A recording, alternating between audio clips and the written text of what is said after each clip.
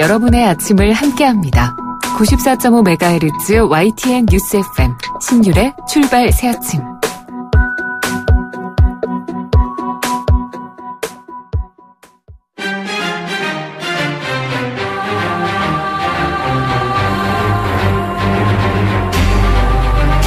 매일 아침을 뉴스로 깨웁니다. 신율의 출발 새아침. 내일 문재인 정부 들어서 첫 번째 남북 정상회담이 치러지죠. 우리 측은 조명균 통일부 장관, 그리고 북한은 조국 평화통일위원회 리선권 위원장을 단장으로 양측 고위급 대표단도 확정된 상황인데요. 2년여 만에 치러지는 남북 당국 간의 대화, 과연 어떤 결과를 초래할 수 있을지, 또 우리가 우려하거나 또 조심해야 될 점은 없는지 잠시 후 일부에서 더불어민주당 남북경협특별위원장을 맡고 있고요. 국회 외통위 여당 간사를 맡고 있죠. 김경협 의원과 얘기 나눠보겠습니다. 자, 그리고 비싼 좌석을 구매했으니까 남들보다 빨리 출국할 수 있다? 인천공항의 이른바 비즈니스 패스트트랙 도입 필요성을 두고서 논란이 일고 있는데요. 이 문제 잠시 후 2부에서 짚어보겠습니다. 또 오늘 3부에서는 데일리언 이종근 논설실장, 두문정치전략연구소 서영우 소장 두 분과 함께하는 출발당 최고위원회의 준비되어 있는데요. 두 분과 함께 이 정치권 이슈 꼼꼼히 짚어보겠습니다. 1월 8일 월요일이죠. 신율의 출발 새 아침 광고 듣고 시작하겠습니다.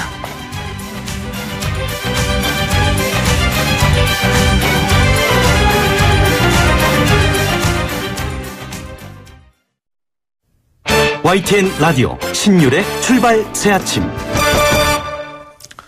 예, 지금까지 들어온 뉴스 정리해 보겠습니다. 백병규 시사평론가 스튜디오에 나와 계십니다. 어서 오십시오. 안녕하십니까. 예, 남북 고위급 회담 진행은 어쨌든 지금 막 일사천리로 이루어지고 있습니다.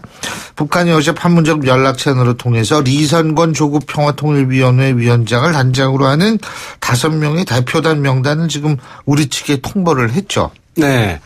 지금까지 보면 상당히 순항하고 있죠. 예.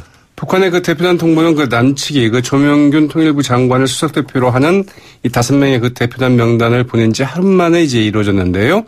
남북이 각각 그 장차관급 인사 3명이 포함된 중량급 대표단을 구성하면서 회담 의제, 평창 동계 올림픽을 넘어 그 남북 문제 전반으로 확대될지 여부가 주목이 되고 있습니다. 남측은 그 처음으로 그 통일부 장차관을 함께 그 대표단에 포함시키지 않았습니까? 그러면서 그 장차관 인사가 3명이나 포함된 대표단을 이제 그 북측에 통보를 했는데요. 여기에 그 북측도 그 급을 맞춰서 그 대표단을 이제 구성을 했습니다. 북한은 그 리성권 조평통 위원장 정관급이죠. 이 수석대표로 했고, 이제 그 전종수 조평통 부위원장, 원기루 최육성 부상, 이게 차관급이죠. 이 두 사람이 이제 그 차관급 이렇게 해서 이제 격을 좀 맞췄고요. 여기에 이제 그 황충성 조평통 부장, 리경식 그 민족올림픽 조직위원회 그 위원 등 4명을 이제 그 대표단에 포함을 시켰습니다. 네.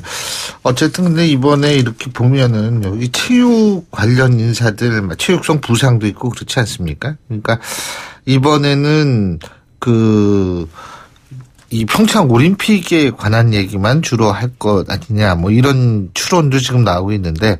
그렇습니다. 봐야죠. 네. 왜냐하면 근데 이제 그 고위급 회담 정도 되면은 사실은 이 남북 관계에는 그 군 관련 인사가 빠지면 안 되거든요. 네, 그래서 그 부분이 좀 빠져 있다는 점에서는 일단 평창에 좀 그렇죠. 집중하고 그 다음은 이제 플러스 그 다음에 한번 보자. 뭐 이거죠. 되겠죠. 도널드 트럼프 미국 대통령 거듭해서 남북 회담 지지 의사를 밝혔네요.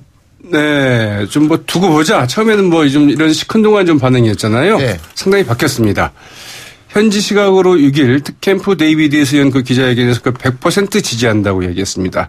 지난 4일 문재인 대통령과의 그 통화에 이어서 또다시 이 100% 지지란 이제 단어를 이제 사용한 건데요. 트럼프 대통령은 이 북한이 그 올림픽에 그 참가하게 되면 거기서부터 시작이 될 것이다. 적절한 시점에 우리도 관여하게 될 것이라고 말하기도 했습니다. 고위급 회담이 잘 풀리면 북미 대화로 그 이어질 가능성 등까지 언급한 것 아니냐는 이제 해석도 가능한 대목이죠. 트럼프 미 대통령 또 그 김정은 노동당 위원장과 그 당장 통화할 의향이 있느냐는 그 기자들의 질문에 물론이다. 전혀 문제 없다고 말하기도 했습니다. 예, 전화까지 할 수 있다. 뭐 예전에 hamburger을 같이 먹을 수 있다 뭐 이런 얘기를 그렇죠. 했던 네. 기억도 나는데. 예. 말은 잘합니다 일단. 예. 네. 자, 국내 정치 얘기해보죠. 국민의당과 바른정당이 오전에 국회의원회관에서 이 통합추진협의체, 이른바 통추협이라고 그러죠. 2차 회의를 열어서 양당 통합과 관련한 이 후속 논의를 진행을 한다고 그러는데, 이 유승민 바른정당 대표요. 언론하고 인터뷰에서 국민의당과의 통합 방침이 최종 확정된 것이 또 아니다. 이게 뭐예요? 몸값 올리기입니까? 이게 뭡니까? 그러게요. 좀 지켜봐야 될 것 같긴 한데요. 두 당이 이제 그 통추협은 오늘 그 2차 회의에서 그 각 당의 그 전당대 그 추진 상황을 일단 공유를 하고 창당준비위원회 구성과 창당 계리대 그 개최 준비 등에 대한 의견을 이제 교환할 예정입니다. 상당히 속도를 내겠다는 것이죠. 반면에 이제 그 국민의당 그 통합 반대파 모임인 국민의당 그 지키기 운동본부는 오늘 오전 정례 전체회의를 열고 이제 오후에는 영화 1987 그 단체 관람한다고 하죠. 이 국민의당에서는 그 안철수 대표 그 사임 이후에 그 전당대회에서 그 통합안을 표결하자는 절충안이 이제 그 제안되기도 했지만 이 통합 추진파나 반대파 모두 좀 시큰둥한 반응입니다. 안철수 국민의당 대표 어제 그 이어서 그 국제 마라톤 대회에 그 참석을 했는데요. 이제 그 직후에 그 주성영 전 원내대표나 뭐 황주홍 최도자 의원 등 이 중도파 의원들과 이제 오찬을 같이 한 자리에서 이 정치권의 약속이 그 헌신짝처럼 벌어질 수 있다는데 그 트라우마가 생겼다. 이러면서 그 중도파의 그 대표직 사퇴 요구를 좀 일축을 했습니다. 그런 가운데 이제 말씀하신 것처럼 이 바른정당의 그 유승민 대표 이 경향신문과 가진 그 신년 인터뷰에서 아직 국민의당과의 그 통합의 최종 결심이 서지 않았다고 얘기했습니다. 여기는 그냥 대표가 결심을 하면 합한 모양이죠. 글쎄 말이죠. 글쎄 아무튼 이 신당의 그 정체성 확립을 통합의 그 전제로 제시를 하고 국민의당, 바른정당의 그 노선 차이가 가장 두드러지는 그 대북 정책에 대해서 이 타협하거나 양보할 문제가 아니다. 이렇게 선을 긋기도 했습니다. 그래서 이 문제가 이제 잘 매듭이 되져야만이 그 통합이 가능하다. 뭐 이런 말로도 읽히는데요. 어쨌든 뭐 유승민 대표는 이 통추협이 그 통합이라는 결론을 내놓고 논의를 한다고 보는 것은 틀렸다고 말하기도 했습니다. 자, 여기에 대해서 이제 국민의당이 특히 지금 안철수 대표 측에서 어떤 반응을 보일지도 좀 주목이 되는데요. 이 자유한국당과의 그 6월 지방선거 연대 가능성과 관련해서는 제 입으로는 꺼낼 일은 없을 것이다. 이렇게 좀 분명히 성적을 긋기도 했다고 그러죠. 예. 이거 안철수 대표만 점점 힘들어지겠네요. 예? 쉽지 않은 상황이죠. 예. 맞습니다. 홍준표 자유한국당 대표 대구 지역 당협위원장 공모에 나선 것으로 확인이 됐습니까? 됐습니다. 됐습니까? 네, 그렇습니다. 예. 네, 6일까지 받았었죠. 이 홍준표 대표가 그 선택한 대구 북구는 양명모 그 당협위원장의 그 사퇴로 지금 공석이 된 곳인데요. 예. 2010년 그 총선 때 이 무소속으로 그 당선된 다음에 그 더불어민주당으로 그 복든 홍일학 의원의 지금 지역구이기도 하죠. 예. 지난 5월 대선 득표율은 그 홍준표 후보가 그 43.4%, 문재인 후보가 22.8%였던 곳인데 홍준표 대표 어제 그 페이스북에 대구가 내 마지막 그 정치 인생의 그 종착역이 되었으면 한다. 이렇게 얘기를 했고요. TK를 안정시키고 그 동남풍을 몰고 북상해서 그 지방선거를 꼭 이기도록 하겠다. 이렇게 얘기를 했습니다. 이 당내에서는 그러나 이제 좀 불만스러운 목소리, 뭐 이래도 되느냐? 이런 얘기들도 좀 꽤 나오고 있다고 하죠. 이 대표가 그 험지인 그 수도권에서 그 솔선수범하지 않고 이 국회의원 그 당선이 사실상 보장된 이 대구 지역 당협위원장을 지원하는 것은 좀 너무 안이한 선택이다. 이제 이런 지적이자 불만인데요. 홍준표 대표 오늘 그 대구시당의 그 대규모 신년 인사에 이제 그 참석할 예정입니다. 그렇군요. 자, 그리고 국정농단 사건 재판을 보이콧하고 있는 박근혜 전 대통령이요. 이 추가 기소된 국정원 특수활동비 뇌물 사건에서는 유영하 변호사를 다시 선임을 했네요. 예? 그러게요. 왜 그런 거예요? 이게 뭐가 차이가 나는 거죠? 그 큰 차이가 있나 보죠. 네. 어떻든 이제 그 특활비 뇌물 사건에서는 그 어떻게든 그 재판 과정에서 좀 혐의를 벗어야 한다는 이 절박감이 작용한 것 아니냐는 이제 풀이가 좀 나오고 있습니다. 네. 왜냐하면 그 대통령 그 재임 당시 국가돈을 이 쌈짓돈으로 사용했다는 의혹은 그 정치적으로 그 치명적일 수 있고요. 또 이제 그 국정농단 사건에서 그 사익을 추구한 적이 없다고 강조하지 않았습니까? 이런 그 박 전 대통령으로서는 어떻게든지 좀 혐의를 벗을 필요도 있겠고 또 하나는 이 특활비 뇌물 혐의가 그 유죄로 인정될 경우에는 박근혜 전 대통령 그 자신이 그 재임할 당시에 그 정부가 마련한 이른바 그 전두환 추징법, 이 공무원 범죄에 관한 그 몰수특례법에 따라서 이 개인 재산을 그 추징해서 그 국고로 환수될 가능성이 있다고 합니다. 이런 점도 이번 적극적인 방어에 나선 배경이 되고 있는 것 아니냐, 이런 풀이도 좀 나오고 있습니다. 그리고 요새 너무 언론에 자주 나와서 굉장히 친숙한 느낌을 갖고 있는 아랍에미리트. 이 아랍에미리트 왕세자의 최측근이 우리나라 이 칼둔인가요? 네, 맞습니다. 이분이 오늘 우리나라에 오네요. 네, 칼둔 아부다비 행정청장이죠. 또 뭐 이제 아랍에미리트 연합 원자력위원회 의장을 맡고 있기도 한데요. 임종석 대통령 비서실장이 그 대통령 특사로 지난달 9일 아랍에미리트 연합의 그 아부다비를 다녀온 지 꼭 한 달 만입니다. 청와대가 이제 국회를 그 예방할 것으로 이렇게 알려져 있고요. 네. 이 칼둔 청장의 방안으로 이른바 그 이제 임종석 아랍에미리트 연합 그 특사 의혹의 실타래가 풀릴지 여부가 주목이 되는데, 청와대 관계자는 임 실장이 그 특사로 갔고 칼둔 청장이 그 특사로 답방하면 양국이 그 정상적 외교 토력으로 가는 것이 증명되는 것이다, 이렇게 얘기를 했습니다. 뭔가 두 나라 간에 좀 외교적인 문제가 좀 있었는데 그 문제를 푸는 이런 계기가 될 것이다, 이런 설명이라고 볼 수 있겠죠. 그동안 그 자유한국당과 그 일부 언론에서는 그 문재인 정부의 그 탈원전 정책 등으로 아랍에미리트 연합이 그 국교 단절까지 거론을 하자 임종석 실장을 그 특사로 파견한 것 아니냐, 이런 그 원전 게이트 이제 공세를 펴왔는데요. 그러나 그 최근에는 그 이명박 박근혜 정부 때 그 원전 수출 대가로 그 파병을 포함한 이 군사 협력 등 무리한 이제 비공개 이면 계약이 논란이 돼서 그 문제를 이제 해결하기 위해서 지금 오가고 있는 것 아니냐, 이런 얘기가 나오고 있죠. 예, 잘 알겠습니다. 오늘 말씀 잘 들었습니다. 고맙습니다. 네, 고맙습니다. 예, 지금까지 백병규 시사평론가였습니다.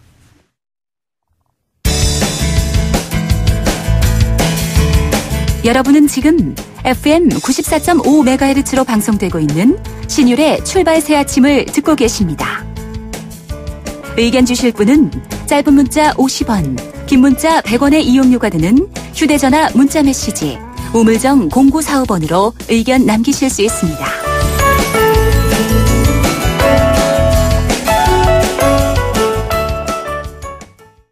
예, 저희가 앞서도 계속 말씀을 드렸습니다만 내일 남북 고위급 회담이 2년여 만에 치러집니다. 문재인 정부 출범 이후 첫 회담이기도 하고, 그래서 여러 가지 참 관심이 집중되는데요. 일단 미국하고 중국도 남북대화를 지지하면서 분위기도 나쁘지 않습니다. 하지만 우리가 유념해야 될 부분도 많을 텐데요. 자, 더불어민주당 남북경협특별위원회 위원장을 맡고 있죠. 국회 외통위 여당 간사를 맡고 있는 더불어민주당 김경협 의원 전화 연결해서 입장 들어보겠습니다. 김 의원님 안녕하세요. 네, 안녕하세요. 김경협입니다. 자, 지금 대표단 다 꾸려졌는데, 대표단은 어떻게 평가하세요? 면면 볼 때? 일단 그 남북 당사자의 최고의 남북 관계 책임자가 포함된 올림픽 관련 부서 실무 책임자들로 함께 구성이 되어 있는데요. 네. 일단 좀 생각보다는 비중이나 위상이 좀 높아졌다, 이렇게 생각합니다. 원래 생각은 그럼 어떠셨는데요? 당초에는 이제 올림픽 참가를 위한 실무 단위가 주요한 역할을 하지 않겠느냐, 이렇게 생각을 했는데요. 아무튼 장관급까지 올라간 것은 조평통 위원장이 들어가서 그런 것 말씀이시죠? 그렇죠. 근데 그 일각에서는 지금 여기에서 군이 빠져 있다. 사실은 이 남북회담에서 뭔가 좀 진전된 논의를 하기 위해서 꼭 들어가야 되는 게 군 쪽인데 군이 빠져 있다. 그러니까 이번 회담은 평창올림픽에 국함될 가능성이 높다, 이런 얘기가 있는데 어떻게 보십니까? 예, 아마 이번 회담은 평창올림픽 참가 문제가 집중적으로 논의될 수밖에 없을 겁니다. 그리고 지금 이제 올림픽이 한 달 앞으로 다가와 있기 때문에 시간이 별로 없거든요. 결국은 평창올림픽 참가 문제 하나만 가지고 하더라도 굉장히 촉박한 시기죠. 사실 시간은 그렇게 많지 않죠. 보고요. 그다음에 이제 이게 어느 정도 성과를 낸다고 그러면은 이제 당국 군사 회담이나 이런 문제들로 발전해 나갈 수 있을 것으로 보고 있습니다. 지금 김경우 의원님께서 성과 말씀하셨는데요. 어떤 성과 말씀하시는 거예요? 올림픽 참가 문제. 올림픽 참가 문제요? 예.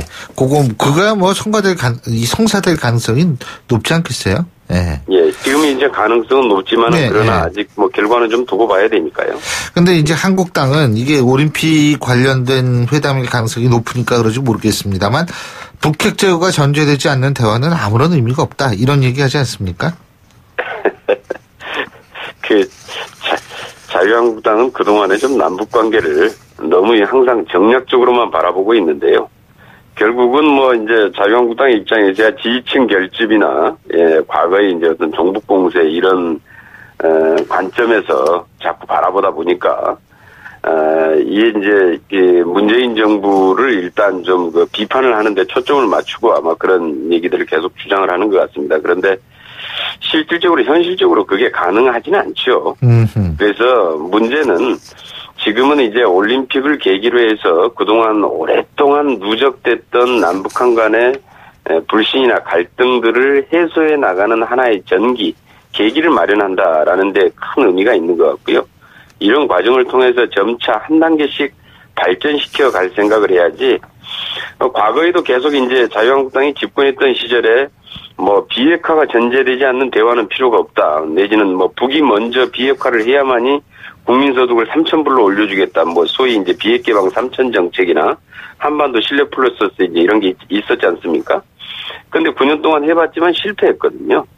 전혀 효과는 없었고 오히려 남북 관계만 악화시켰고 북한의 핵 개발만 급진전시키는 결과를 초래해서 작년 말에는 이제 전쟁 위기 상황 뭐 이런 데까지 이제 갈 수밖에 없었는데 결국은 그런 방식이 실패했다라는 것이고요. 이제는 실패했으면은 이제 그 문재인 정부의 방식, 과거에 이제 김대중 노무현 정부 때 가졌던 경험이나 노하우를 가지고 남북 관계를 실질적으로 풀어가려고 하는 그런 노력이 지금 필요할 때죠. 그러면은 김경회 의원님께서는 말씀하신 맥락을 볼 때는 북한의 핵 개발이 급진전된 건 전부 한나라당, 새누리당 이쪽 책임이다. 과거.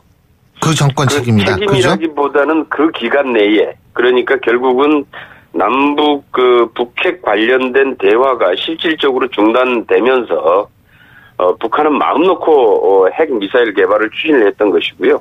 그게 지난 9년 동안에 급진전됐던 거죠. 그러니까 그 정권 때문에 그렇다는 말씀 아닌가요? 그 시기에 결국은 우리 정부가 북핵 문제에 대해서 적극적인 대화를 통해서 이걸 컨트롤해야지 어느 정도 좀 제어가 됐을 텐데 전혀 그러지를 못했다는 거죠. 그러니까 대화를 하면 컨트롤할 수 있다 또 이렇게 보시는 거군요. 그죠? 그렇게 과거의 경험으로 과거의 경험이 예를 들면은 제가 이거 왜 여쭤보냐면 옛날부터 북한은 핵 문제는 우리랑 얘기하지 않았거든요. 미국하고 할 얘기라고 그래서? 미국하고도 얘기했고, 그 다음에 노무현 정부 때는 우리랑도 얘기를 함께 했죠. 결국은 이제, 그때 이제 남북대화도 마찬가지고요. 육자회담, 이런 방식을 통해서, 함께 얘기를 해왔고, 또 그렇게 해서 일정 정도 핵을 또 통제를 할 수 있었죠. 그러니까 지금 김경회 의원님 말씀은 노무현 정권 때는 북한이 우리랑 핵 문제를 논의를 했다. 그죠? 예, 알겠습니다. 자, 근데 이 내일 치러진 회담에서 우리가 주의해야 될 부분은 뭐라고 보십니까? 우선 뭐 당장에 지금 이제 눈앞에 닥친 올림픽 참가 문제를 성사시키기 위해서 집중해야 될 것 같고요. 네. 지금까지 상황으로는 봤을 때는 일단 좀 북한이 대화에 응하는 거나 신속하게 반응하는 것을 봤을 때 어느 정도 진정성을 가지고 있고 올림픽에 참가할 의지를 가지고 있다 이렇게 보고 있습니다. 그러니까 여기에 이제 올림픽에 이제 여기에 참가 방식, 이동 방식이나 뭐 숙소 문제, 그 다음에 뭐 개회식, 퇴회식에서의 공동 입장 뭐 이런 문제들이 아주 구체적으로 좀 논의될 필요가 있을 겁니다. 네. 근데요. 예. 일각에선 개성공단이나 금강산 관광 같은 문제를 꺼내들 가능성이 있다. 왜 그러냐 하면 북한 같은 경우에 자기네가 참가해 준다라고 생각을 할 가능성이 높다는 거거든요. 그러면 우리가 이걸 해주니까 니네도 뭐를 달라라고 얘기할 가능성이 높은데 그것이 바로 개성공단, 금강산 관광 같은 문제를 꺼내거나 아니면은 한미훈련에 대한 문제제기를 하거나 이런 거라고 생각을 하는데 이 부분은 어떻게 보세요? 이미 그 한미 군사 훈련은 이제 그 연기하기로 한미 간에 합의가 됐기 때문에 그 문제를 다시 꺼낼 가능성은 글쎄요 좀 봐야 될 것 같고요. 그다음에 이제 여타의 다른 문제와 연관을 지을 가능성은 충분히 이제 과거의 경험으로 봤을 때는 있어 보입니다. 예. 그런데 이제 우리가 이런 부분들에 대해서는 논의가 가능한 것은 논의를 하고 안 되는 것은 뭐 거부하는 것이 기본이죠. 예. 그다음에 이제 특히 이제 대북 제재와 연관된 사항은 또 이제 북한의 핵 미사일 개발하고 예. 함께 연계되어 있기 때문에 예. 그런 태도 변화를 전제로 해서 단계적으로 해결책을 제시해 나가야 될 것으로 보고 있습니다. 안 되는 것은 거부해야 한다. 지금 김경호 의원님 이런 말씀하셨는데 개성공단이나 금강산 관광 같은 경우에 되는 문제라고 보십니까? 안 되는 문제라고 생각하십니까? 지금 당장은 좀 어려움이 있습니다. 이거는 좀 안 되는 문제다. 예, 대북 제재가 지금 훨씬 좀 강화되어 있는 상황이기 때문에 결국은 이게 이제 북한이 핵 미사일 개발에 대한 태도 변화가 일정 정도 진전이 돼야만이 사실 가능한 문제 아니겠어요? 예. 아니 제가 이걸 왜 여쭤보냐면 일각에서는 이런 얘기를 하더라고요. 더불어민주당 내에서 개성공단 재가동이 이게 국제사회의 대북 제재와 꼭 연결이 되는 문제는 아니다라는 의견이 제기되고도 있다. 뭐 이런 식으로 보도가 나온 적이 있거든요. 사실이 아니군요. 거기에서 이제 이 현금 지급하는 방식이나 이런 문제들이 걸려 있죠. 만약에 이제 뭐 물물교환 형태가 된다거나 물건으로 한다면 뭐 좀 달라질 수는 있겠지만은 그런데 이제 그것은 이제 아주 구체적인 방식의 문제로 들어가야 좀 협의가 될 수 있을 것이고요. 그렇군요. 자, 근데 지금 현재 분위기로 봐서는 일단 미국의 트럼프 대통령 같은 경우에는 지금 뭐 김정은하고 통화할 의향도 있다. 예전에 햄버거 얘기를 하든지 통화할 의향도 있다 이렇게 얘기를 하는데 뭐 이런 측면을 놓고 봤을 때 어떻게 좀 남북 군사회담이라든지 뭐 이런 미국과 북한과의 대화에 하나의 전 단계로서의 역할을 할 수 있을 것이다라고 기대해도 좋다고 보십니까? 이제 저도 그렇게 갈 가능성이 있다라고 생각을 합니다. 그런데 이제 문제는 이번이 이제 첫 회담이기 때문에 이 첫 의제인 올림픽 참가 문제가 잘 성과를 내야만이 다음 단계로 발전할 수 있지 않겠느냐 보고 있고요. 우리로서는 사실 이제 뭐 이산가족 상봉 문제나 군사회담 이렇게 발전했으면 좋겠고 더 나아가서 이게 이제 북미회담이나 육자회담과 같은 이제 다자대화의 틀로까지 또 갈 필요가 있고요. 그래야지 또 북한 입장도 아마 그렇게 가야만이 자신들이 실질적으로 요구하고 있는 그 체제 안전에 대한 보장 이런 그 방안들도 마련될 수 있을 것이다 이렇게 보고 있습니다. 그렇군요. 그러면은 이제 이게 사실 예전에 CIA가 왜 3개월 정도 후면은 북한이 ICBM 개발을 완성할 것이다 이런 보도가 있었지 않습니까? 그렇죠? 얼마 전에. 그런데 이제 그러니까 이 문제를 빨리빨리 해결을 해야 된다라고 생각하는 경우가 많은데 올림픽 끝나고 패럴림픽 끝나고 3월 아니겠습니까? 그죠? 최소한도 후속 회담은 언제까지 어느 정도에 열려야 된다라고 보세요? 늦어도 예를 들면 5월이라 늦어도 4월이라든지 뭐 이런 우리가 이렇게 생각해야 될 부분이 있는 거 아닙니까? 아마 우리 입장에서는 가능한 한 빠를수록 좋을 것 같고요.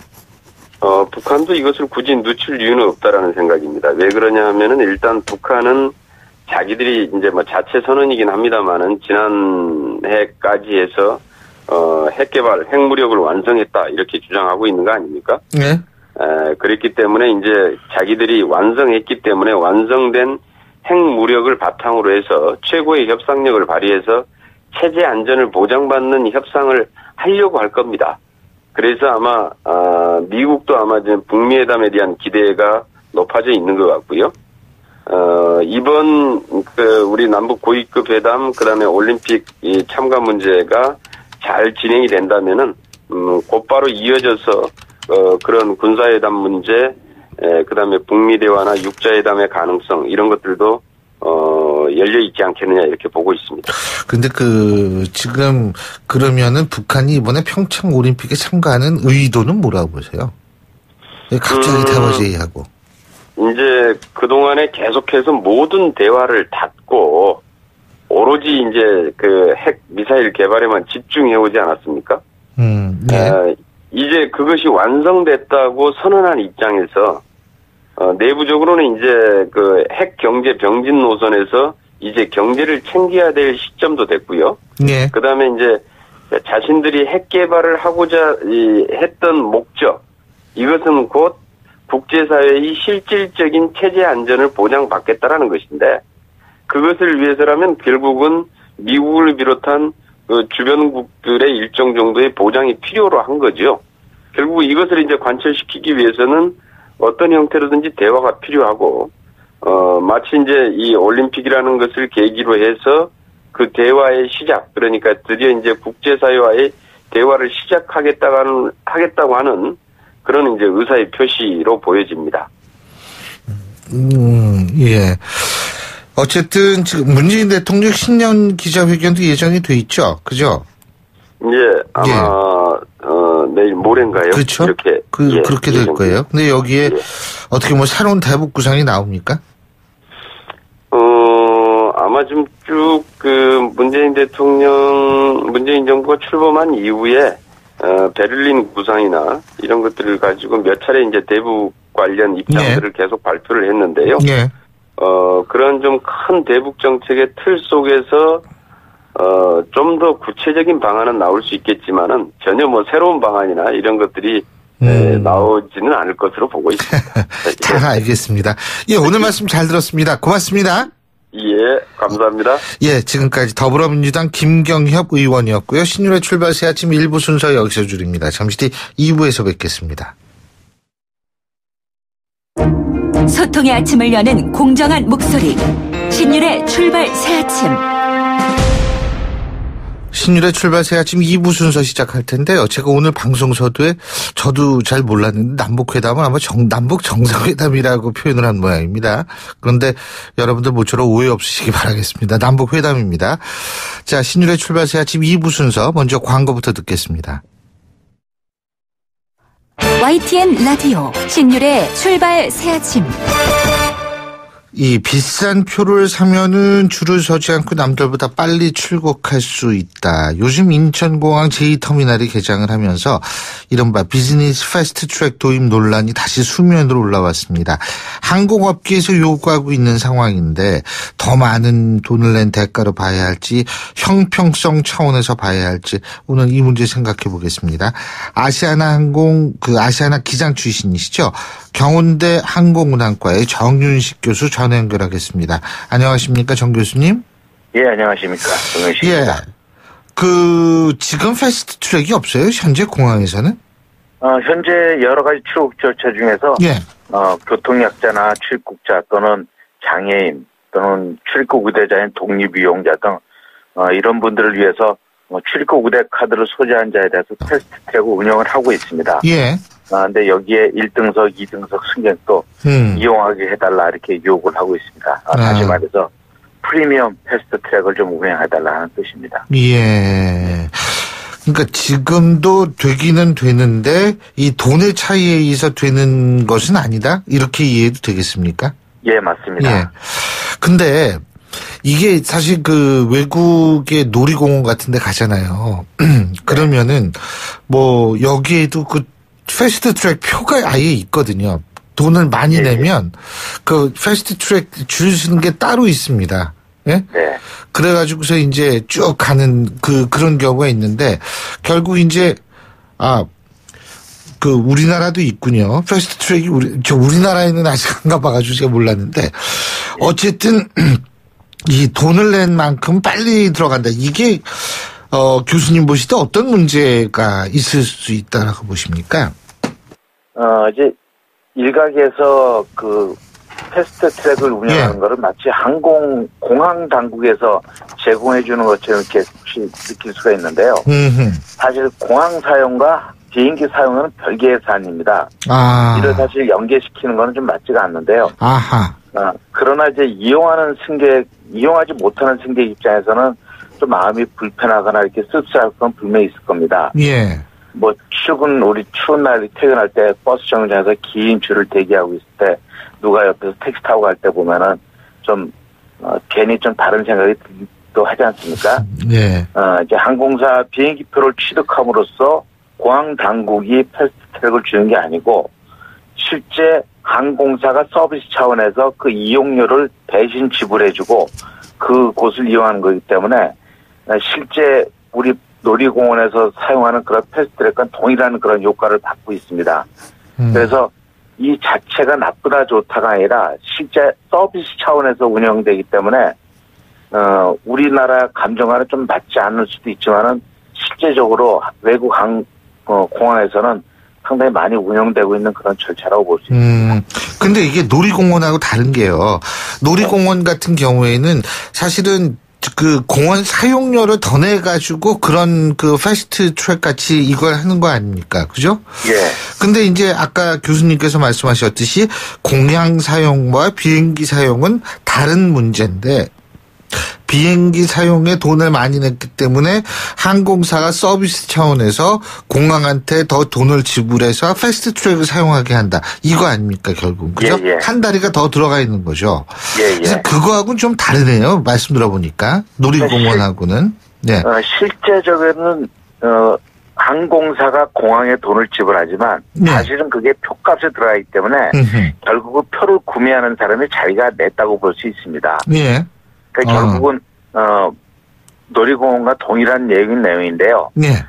실제적으로 시간이 급한 사람 또는 우리가 지금 현재 운영하는 것처럼 노약자라든지 국가유공자를 위한 패스트트랙과는 좀 달리 어떤 비즈니스 외국인 투자가 또는 이제 고가의 관광객을 이용하는 사람 입장에서는 사실 그게 없는 게 도리어 좀 불편하게 느낄 수도 있습니다.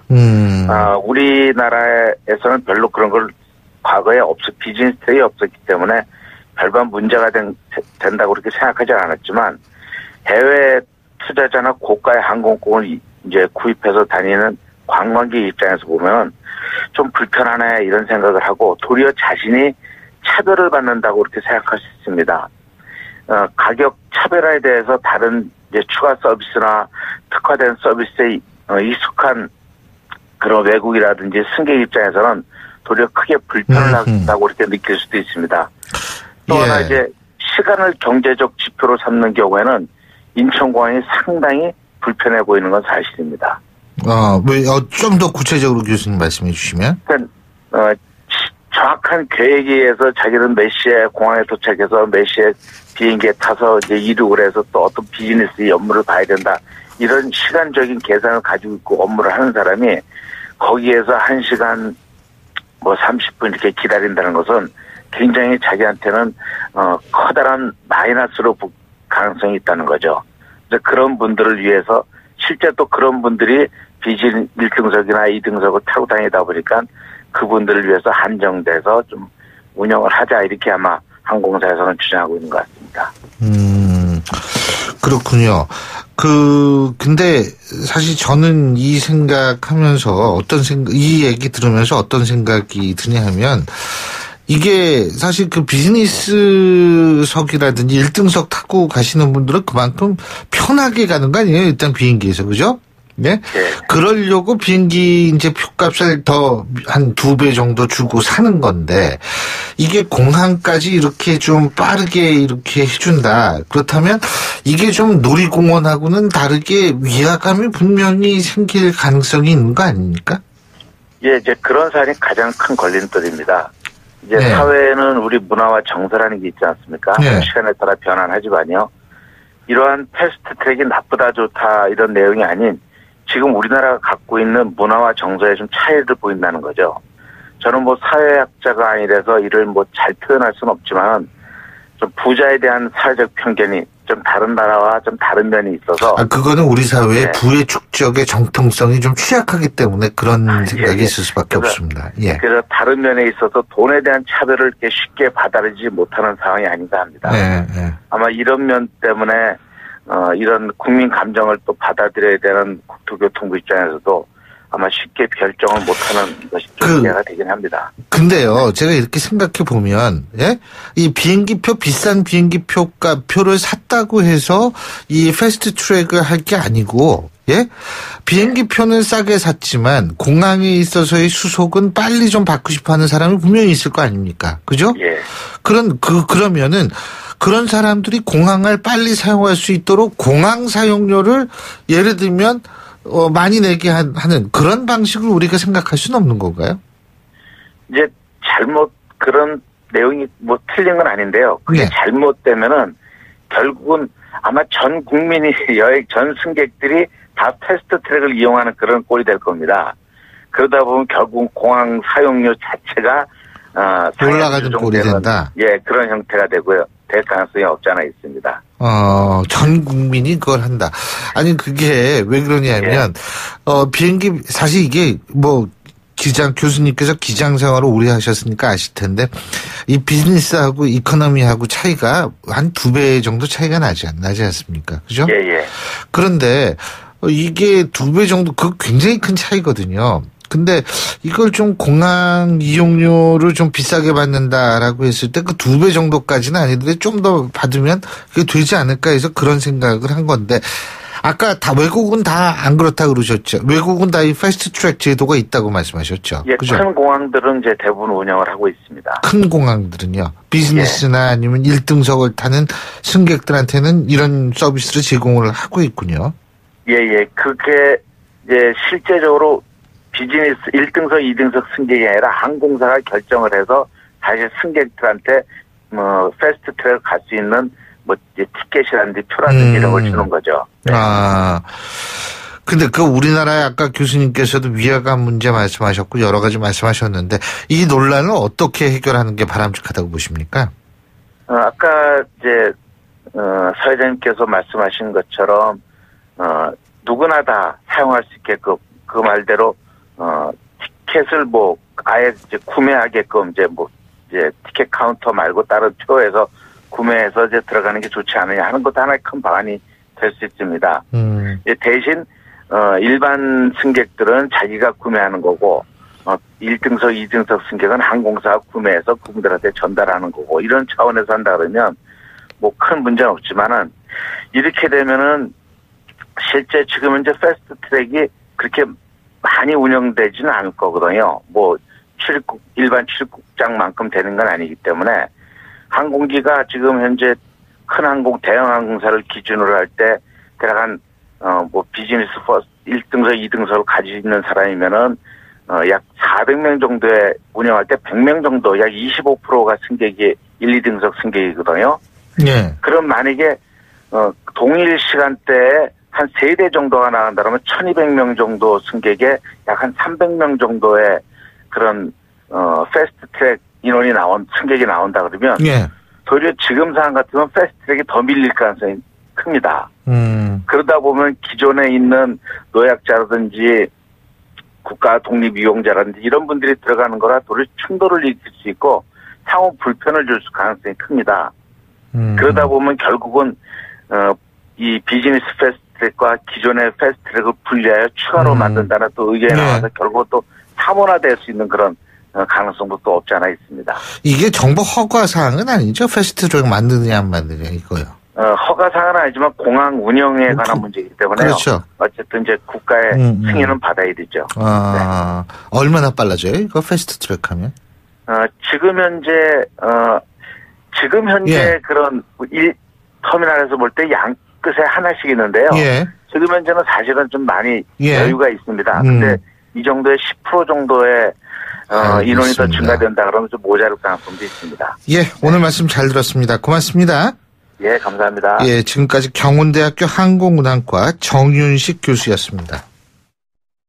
신율의 출발 새 아침 2부 순서 여기서 줄이고요. 전 8시 10분 3부에서 뵙겠습니다.